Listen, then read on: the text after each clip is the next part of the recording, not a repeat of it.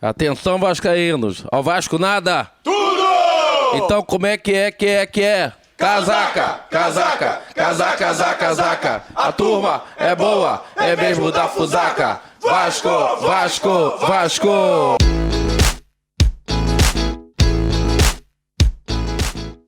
Thiago Lage realmente é um estudioso do futebol, profissional que chega aqui como um possível treinador do Vasco, que depende de muita coisa, mas falar com o torcedor vascaíno, que tem me dado muito carinho nas redes sociais, é uma atenção especial que eu tenho que dar. E isso acho que faz parte do nosso trabalho, expor nossa filosofia, expor nossa trajetória, porque eu acho que a responsabilidade de assumir um clube como o Vasco é muito grande. É um clube que tem uma grandeza, uma representatividade enorme no futebol nacional. E o torcedor tem uma expectativa alta por isso. Então, faz parte da nossa profissão abrir um pouco daquilo que a gente pensa, porque é muito importante. E assim, como cidadão, eu faço aqui um apelo também, que também estou na quarentena, fazendo da mesma forma, porque acho que essa situação que a gente passa hoje é muito grave, a gente tem que trabalhar com responsabilidade. Eu tenho parentes na Itália e falei com uma tia anteontem e ela está assim, assustadíssima com o que está acontecendo lá, com o número de mortes, o número de pessoas infectadas. E eu acho que a gente, como cidadão brasileiro, como pessoas conscientes, a gente tem que fazer a nossa parte sim, porque temos que levar a sério. A gente não pode menosprezar uma situação como essa. E aí eu fico à disposição inteiramente aqui para uma conversa e vamos falar assim, vamos dar prioridade para conhecer um pouco mais do Thiago Lage. Eu acho que, infelizmente, preconceito a gente tem de diversas maneiras na sociedade, né? Mas uma das coisas que eu também tenho por convicção, por mentalidade, é que esses preconceitos eles não passam de pensamentos falsos, inadequados e que eles não servem para nada. Eu acho que muita gente pensa de ser jovem, mas quando olha, analisa o currículo, analisa a trajetória para chegar até aqui, viu que passou por muita experiência, plantou muita coisa para poder, por exemplo, eu ter meu nome lembrado aqui. E ao mesmo tempo eu não gosto de rotular os treinadores antigos, porque eu acho que apesar de idade tem muita gente competente, com uma história riquíssima no futebol e que agora há pouco tempo já mostrou a capacidade. Então, independente de ser jovem ou mais experiente, acho que a competência, a qualidade, a entrega ao trabalho, a convicção, a confiança, a capacidade de entender o clube e ser capaz de movimentar as peças, movimentar o cenário para conseguir os resultados esperados, é isso que importa. Isso independe de idade. Bem, o trabalho com o Parreira, ele já vinha ao longo de anos, né? Então eu via que a estratégia dele, a leitura de jogo do Parreira sempre foi muito aprofundada. A escola brasileira, acho que eu admiro muito o Zagallo, registro aqui também, que às vezes a gente valoriza demais o futebol internacional e a gente esquece das coisas boas, dos vitoriosos, de gente que inovou no futebol e fez muita coisa para o futebol brasileiro. E o Zagallo é um mestre, meu modo de ver. E a parte de estratégia, de montagem de jogo, de modelo de jogo, qualidade, princípios, isso eu sempre vi muito claro com o Parreira. E com o Filipão, a experiência de trabalhar durante uma Copa, e a Copa das Confederações também, os amistosos, a capacidade dele de gestão. Né? O Filipão é um mestre da gestão, ele lida muito bem com os jogadores, é um cara que sabe extrair o melhor de cada jogador, sabe colocar cada um no seu lugar, e isso para mim foi muito enriquecedor. Apesar da seleção não ter atingido o resultado esperado na Copa, o Filipão ele teve números expressivos até aquela caminhada ali. O Brasil, se eu não me engano, ele só tinha perdido 2 vezes em 27 jogos. Né? Então parece que o trabalho dele foi ruim, mas eu acho que a trajetória do Filipão, até mesmo pós-Copa, mostrou o quanto vitorioso ele é, que ele foi tricampeão chinês e campeão da Champions Asiática, com o time da China que pela primeira vez conquistou. E quando voltou para o Brasil, foi campeão pelo Palmeiras. Então, assim, eu vi uma capacidade de gestão muito grande do Filipão, o que foi bastante interessante para mim. A experiência na Europa foi muito rica, porque o Guardiola já é uma referência, apesar de ser um treinador novo, como falamos aí no início, ele com 38 anos, ele já revolucionou o futebol lá no Barcelona. Obviamente, já vinha de uma escola do Barcelona, né? Isso é importante dizer, mas a capacidade dele de enxergar os princípios de jogo e aí, obviamente, também ter a capacidade de gestão, de liderança que o Guardiola tem, isso aí para mim foi bastante interessante na experiência que eu tive com ele no Bayern de Munique. Bem, o Oswaldo também, um mestre na gestão, ele tem uma capacidade muito grande de convencimento do grupo e um profissional extremamente inteligente, capacitado, e se auxiliar dele foi uma experiência também bastante rica para mim, conviver o dia a dia, os treinamentos e até mesmo a liberdade que ele dava da gente montar o treinamento, de dialogar, um profissional moderno, sempre buscando inovação, e isso foi muito positivo. O fato até vale a pena registrar aqui que em 2018, quando o Atlético decidiu demiti-lo, me fizeram o convite para ficar e ele foi a primeira pessoa que eu liguei e tive o aval dele para continuar no clube, né? Aí vale a pena também dizer que eu esperava ficar como auxiliar do clube ali por 2 anos, não sei quanto, mas o clube não contratou outro treinador, os treinadores que o Atlético tentou naquela ocasião resolveram não aceitar, e aí eu fui ficando como interino, o trabalho foi dando certo, foi ficando, e aí acabou que optaram pela efetivação, e acho que a gente fez um bom trabalho lá no ano de 2018. Não foi um ano fácil. O Atlético, para quem não sabe, o ano de 2018 era um clube sem dinheiro, com a folha de salário bastante alta e precisava desfazer de jogadores. O Alexandre Galo, que foi o diretor naquela ocasião, eu lembro dele dizer: Thiago, a gente chega com o Pires na mão pedindo jogador, tanto que a gente perdeu o Roger Guedes porque o jogador sequer tinha passe fixado, para você ver a condição que o clube tinha de negociar, ou seja, estava numa situação bem difícil. E, no entanto, a gente conseguiu gerir bem o grupo se sentiu motivado em jogar o modelo de jogo que a gente colocou, a gente tinha um jogo ofensivo. Eu lembro que na data que eu saí, a gente tinha o ataque mais positivo do brasileiro e com um desempenho que era 4 pontos do 7º colocado, né, sendo que a gente manteve o tempo todo no G6, apesar de troca de meio time durante a parada da Copa. Então foi um ano muito difícil e que realmente foi um vestibular para mim ali, foi uma experiência em que suportar a carga de um clube grande, né, que é um Atlético Mineiro, foi uma experiência bastante importante para minha carreira.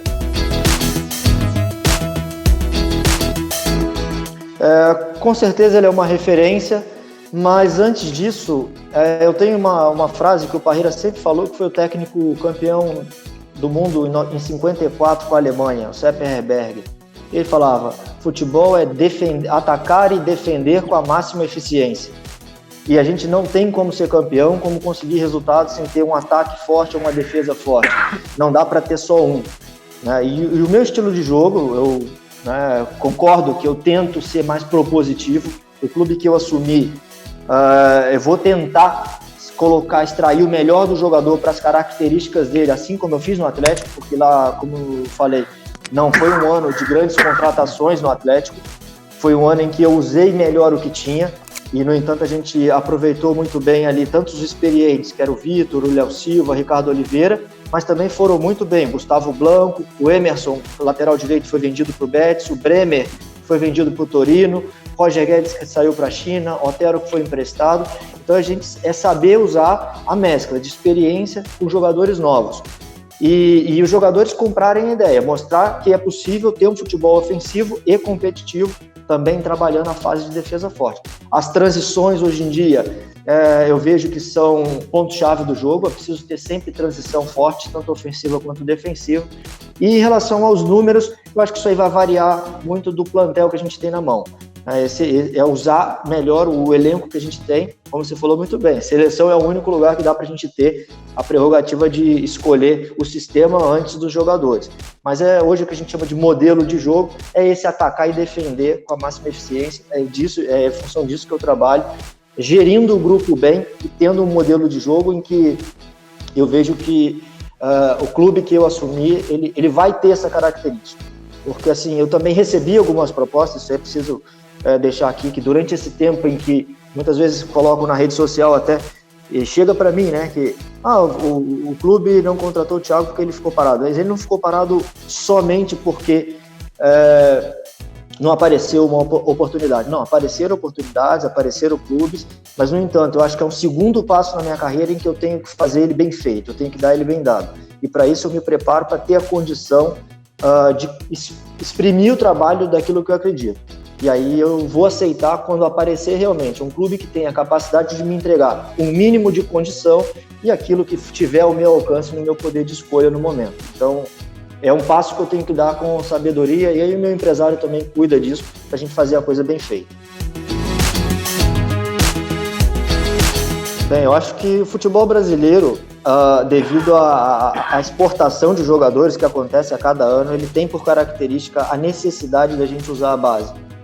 E aí, como eu falei agora há pouco, o exemplo do Atlético, eu usei lá jogadores jovens, que eu considero os abaixo de 23 anos, com bastante sucesso. Mérito deles de se empenharem, de acreditarem, de trabalharem forte, porque a gente como treinador não consegue nada assim se o jogador não quiser. É nosso trabalho convencê-lo e colocá-lo numa condição favorável para o rendimento dele. Mas também o desempenho vai depender muito do jogador. E o nosso trabalho é mostrar com ele a capacidade dele, fazer ele acreditar em si e criar essa condição. Então, responderam muito bem, né? Um foi vendido para o Betis, outro para o Torino, outro foi emprestado para a Arábia Saudita, outro foi para a China. E mesclando, eu acho que é importante também mesclar, porque a experiência muitas vezes é o que ajuda dentro do campo. O futebol brasileiro ele tem também a característica de ser muito competitivo, são muitos clubes grandes, muitos clubes que entram disputando um campeonato, e é importante aí essa hora usar a experiência. A experiência, muitas vezes, ela dá solidez pro jogador jovem, o que favorece o rendimento dele. E como você disse, você deu exemplos brilhantes aí do Vasco, de jovens que tiveram a oportunidade e agarraram muito bem, e foram gênios do futebol brasileiro. Com certeza, esses aí são referências, e é importante sim acreditar nos jogadores, desde que a gente crie condição para ele render bem, e não queimando. Bem, assim, a experiência que eu tenho, ela passa por eu ter que gerir o Vitor, campeão da Libertadores e o maior goleiro da história do Atlético. O Léo Silva, campeão da Libertadores, da Copa do Brasil, zagueiro, se eu não me engano, é o jogador que tem mais gols como zagueiro no Campeonato Brasileiro, ídolo do clube. Fábio Santos, campeão do mundo com o Corinthians, campeão da Libertadores, Elias, e aí vai. A gente tinha Felipe Santana, que tinha jogado no Borussia Dortmund, tinha o Arouca, Ricardo Oliveira, o Luan, um dos ídolos do Atlético. E, no entanto, é a nossa capacidade de gerir o grupo que faz a diferença. A transparência, olho no olho, sempre as tomadas de decisão, o treinador ele precisa de mostrar que ele tem convicção naquilo que ele faz. Hoje a gente tem a questão geracional, que eu também tenho que ter bom relacionamento com os jogadores, ouvir, bom diálogo, né? Ser um paizão, mas no nível de ter bom nível de conversa, sendo que a tomada de decisão parte sempre do treinador. Mas é convencimento, é poder de convencimento, poder de argumentação, clareza no que se quer do modelo de jogo. E quando o jogador, mesmo experiente, ele vê que ele é capaz de fazer aquilo que se pede e que aquilo dá resultado, você ganha o cara. E aí não tem dificuldade de gerir. O importante é a gente ter clareza daquilo que a gente quer e o jogador estar convencido de que aquilo é bom para ele também. Aquilo é bom para o clube, é bom para o time. E aí, se tiver que colocar no banco, para mim não foi nada difícil, a não ser de eu ser correto, que quando eu tive que colocar o Léo Silva no banco porque ele não estava rendendo, eu tive que ser simplesmente coerente, que o Bremer estava bem, o Gabriel estava bem, e eu coloquei os dois para jogar, assim como o Elias, que foi para o banco porque não estava merecendo. Então, acho que é questão de critério, né? Realmente o treinador ele tem que ter culhão, como se diz, e tem que ter convicção. O jogador ele vai entender, o grupo entende.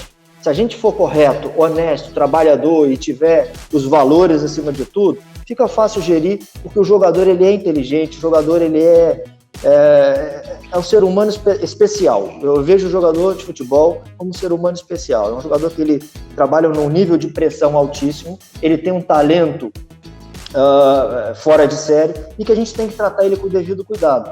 Agora, são pessoas que na essência eu vejo que são assim muito empenhadas em fazer o melhor. Isso eu acredito bastante assim, no ser humano jogador. Bem, primeiramente, pela grandeza do Vasco, a possibilidade de sair desse cenário é muito grande, de virar isso uma situação positiva é muito grande. O Vasco é muito grande, tem uma torcida enorme, das maiores do país, de um país com 200 milhões de habitantes. Então, o Vasco ele tem um cenário que, do meu modo de ver, tem tudo para sair dessa crise. Tá? Eu vejo que é uma potência. Então, dessa forma, já partindo desse princípio, acreditar na capacidade de reverter a situação é o primeiro ponto. E eu acho que o profissional que trabalha no Vasco, dentro da grandeza que é o clube, ele tem total consciência, capacidade e visão de que isso vai ser mudado no médio e longo prazo. Então, é um ponto de partida que eu vejo como cenário assim, que é possível, vai ser revertido, né? Então, não trabalhei até hoje com um período tão grande, já tive trabalhos de salário que atrasaram, não foi um período tão longo, mas eu acho que o profissional que trabalha no futebol, ele, especificamente o futebol brasileiro, ele sabe que isso pode acontecer, ainda que isso esteja acontecendo hoje, eu vejo que o cenário está sendo melhorado ao longo dos anos, porque antes clubes ficavam 5, 6, 8, 10 meses aí atrasando, e no entanto agora, pela lei, no máximo ele pode atrasar 3 meses, né? Mas, como eu falei, pela grandeza que é o clube, ele facilmente vai reverter essa situação, é questão de organização, porque é uma potência do futebol brasileiro. E assim que ajustar as arestas aí, que eu imagino que estão fazendo isso aí vai ser revertido e o clube vai voltar a brilhar, como você falou, se citou alguns exemplos de jogadores, e eu lembro sempre do Vasco tendo jogadores técnicos, jogadores de alto nível técnico, isso sempre me chamou a atenção. O meio-campo do Vasco sempre foi um time com meio-campo bom, e isso eu vejo que assim, é referência. O futebol brasileiro ele é formado por grandes clubes que tiveram, né? E não é diferente, assim. É questão de tempo, de organizar a casa, que isso reverte a situação num futuro aí breve.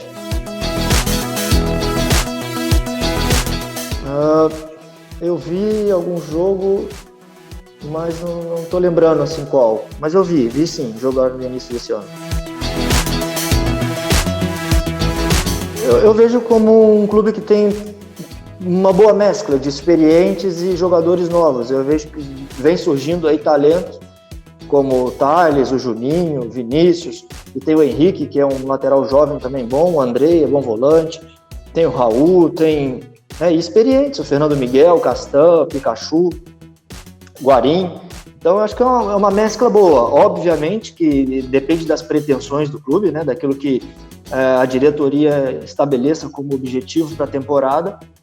Vai ser necessário reforçar, porque é um cenário competitivo. A gente sabe que o Brasil, né, como eu falei agora há pouco, são vários clubes grandes que tentam a vaga da Libertadores, ou o título de uma Copa, e aí para isso sim é preciso ter um time forte, mas vejo bons talentos e eu acho que tem uma base.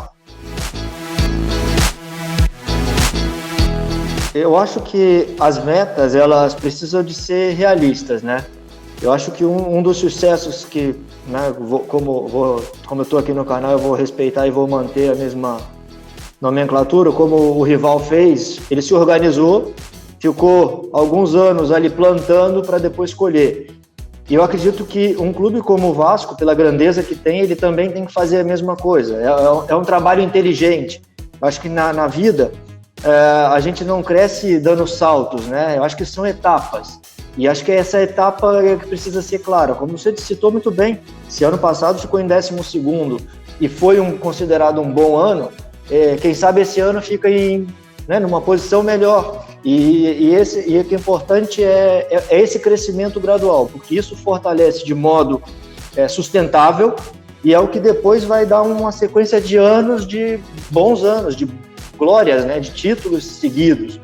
E aí isso eu vejo que é só quando um trabalho é feito de fora para dentro aí, o que eu quero dizer com isso é um trabalho com valores bem assentados, com clareza de metas e objetivos, e aí sim a gente vai chegando e alcançando aos poucos. Então a meta tem que ser realista, isso é fato. Não adianta a gente querer ter o Vasco glorioso que teve, né, o meio-campo que teve, agora há pouco eu falei, de 98, por exemplo, jogadores que tinham uma capacidade extrema técnica, ou um Roberto Dinamite, que foi um fenômeno no ataque, Romário ou Edmundo. Enfim, é questão de saber o momento agora. Vamos dar o clube tem que saber o passo que tem que dar para poder ser um ano proveitoso e dar mais um passo na caminhada grandiosa que tem tudo para acontecer, mas desde que ela seja bem feita. Bem, no caso do Bruno César, eu não posso responder especificamente, porque eu não estou a par da situação, não sei o que passa com o jogador ou com quem decidiu afastá-lo, então não posso responder por isso. O caso que eu tive no Atlético chegou próximo disso, foi o Roger Guedes. E o exemplo que eu dei agora há pouco, foi assim, depende muito do jogador, né? O Roger Guedes, num dado momento em que ele se conscientizou daquilo que ele precisava mudar, que era para o bem dele e que era para o bem do time, dos amigos dele, do clube, né? Da instituição, e dos amigos que eu digo porque ele tinha bom relacionamento com os companheiros, ele tinha boa amizade ali, mas ele dentro do sistema ele não estava se empenhando, e aí o jogador não rende, né? Mas ele conseguiu reverter. Como eu falei, a gente só cria condição para o jogador exprimir o talento dele, e aí na hora que ele tomou consciência disso e resolveu trabalhar, ninguém mais segurou o cara. Ele virou artilheiro do Brasileiro, ajudou o time demais, ficou feliz, foi para a China, ajudou o Atlético, o Palmeiras conseguiu os objetivos dele, enfim. Eu acho que isso aí depende muito do jogador. E o que eu posso falar do Bruno César, você já disse, é que é um jogador que tem uma história muito positiva no futebol, rica, é uma história, né, em Portugal especialmente, ele foi muito bem no Benfica. Ninguém joga tanto tempo no Benfica sem ter a qualidade e se empenhar, que foi o que ele conseguiu fazer lá. Então, o que eu posso falar, né, desse caso é isso aí. Bem, no caso da experiência do Atlético, a gente usou a comissão que já estava lá, né? Mas aí vai depender de cada caso, né? Vai depender do clube, da situação do clube, da necessidade que a gente tiver no momento, do que for possível fazer. Então, assim, é uma resposta que ela não pode ser dada de bate-pronto. Isso aí tudo tem que ser bem pensado, da gente conseguir fazer, usar a melhor maneira os profissionais que já tem e levar o que for necessário. Sim, Ramon é bastante estudioso, foi um amigo que eu fiz lá no curso da CBF em dezembro. A gente até participou do mesmo grupo lá no trabalho. É um ídolo do Vasco, é um profissional referência, certamente. E eu acho que ajuda bastante aí dentro do clube. Enfim, isso é importante, sim, o clube também ter essas referências aí dentro da instituição. Bem, isso aí, Flávio, realmente fica a critério do Michael conversar e ter esse contato. É uma coisa que eu muitas vezes procuro não saber, eu deixo acontecer, tá? O que eu tenho que fazer é me preparar aqui para quando acontecer a situação eu estar o mais bem preparado possível. Isso daí é um norte que eu tenho na minha cabeça. Eu não posso ficar me envolvendo com especulação. É só quando chega a situação em que daí a gente analisa. Olha, sim e não. Então é uma situação que eu deixo bastante na mão dele para eu não ter que ficar me preocupando, porque senão a nossa cabeça fica gente ligando, a imprensa, e é torcida, e é conhecido, enfim. Então eu procuro manter concentrado, focado naquilo que eu tenho que fazer, que é me preparar. Logicamente o Vasco é um gigante do futebol brasileiro, isso daí é claro para mim. Então, é um clube que seria um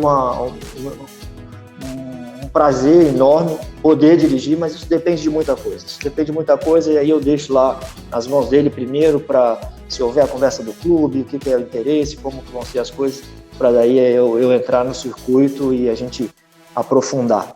Então, assim, também foi um prazer falar com você aqui. Eu acho que foi um bate-papo bem interessante. Eu espero que tenha correspondido um pouco do carinho que eu tenho recebido de muitos torcedores, de gente que também, né, nunca tive a oportunidade de falar diretamente. Alguns já conhecem o trabalho do Atlético, outros nem conhecem, e aí espero que tenha contribuído mostrando um pouquinho mais. E, enfim, espero ainda estar iniciando e fazer grandes coisas no futebol brasileiro. Se é um sonho que eu tenho, é de contribuir com o nosso futebol. Eu acho que a gente tem gente muito boa, profissionais muito bons, de todas as áreas, de todos os setores que envolvem o futebol. E o Brasil precisa estar sempre com o futebol brasileiro como referência no mundo. E é isso que eu acredito e tento colaborar para manter o Brasil no alto nível. Bem, quero agradecer o carinho da torcida. Acho que foi um prazer falar com vocês do canal Atenção Vascaínos e sucesso para o clube. Independente disso, também é uma coisa que eu desejo, porque é um gigante. Como o Flávio acabou de dizer, é acreditar nisso e trabalhar. Eu vejo que o futebol é a paixão junto com a estratégia, e é isso que move. As coisas têm que ser colocadas lado a lado, porque acontece com paixão e com trabalho. Acho que na nossa vida as coisas se movimentam e as conquistas vêm da junção das duas coisas. Obrigado, foi um prazer também falar com vocês.